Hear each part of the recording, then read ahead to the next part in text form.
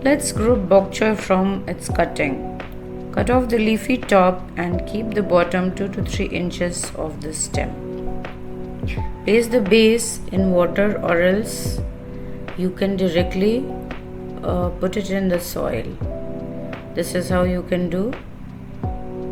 Don't completely dig it inside the soil, but yeah, the top part should be open like this, and just water it. Keep it in bright spot with indirect sunlight for few days, and once the leaf starts growing you can put it in direct sunlight. See how fast it grows. See the leafy see the lush green leaves. Wow. But the only thing is it starts flowering very fast.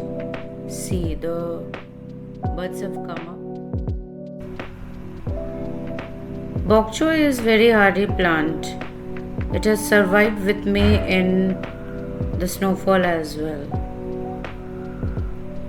So you can just remove the snow and then you can use them and the plants will not die. See, so many flowers have come up, so the buds have come up in fact. So I'll try to remove them to get more and more harvest. So you can keep doing that.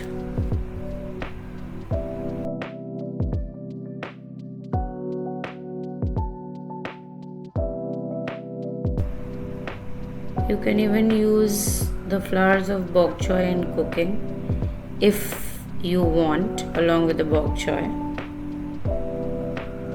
Since I had grown a lot, I used to use them for my cooking.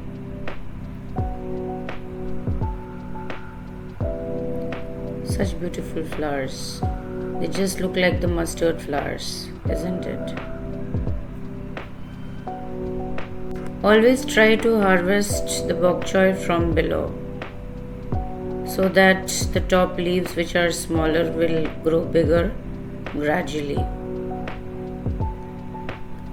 So whenever I get my bok choy, I always plant the base of it wherever I have places vacant in my grow bags or pots. So I keep harvesting almost every second week. Care tips, nothing much you have to do. Try to give it home-based fertilizer and water it regularly. And if you want, you can even cut it or just take it out from the base. So see, this is how the flowers have come, and finally you can see the seeds as well. So let the seeds ripe and you can use it for growing your, in fact you can use your organic seeds of bok choy to grow new ones. So it's so simple.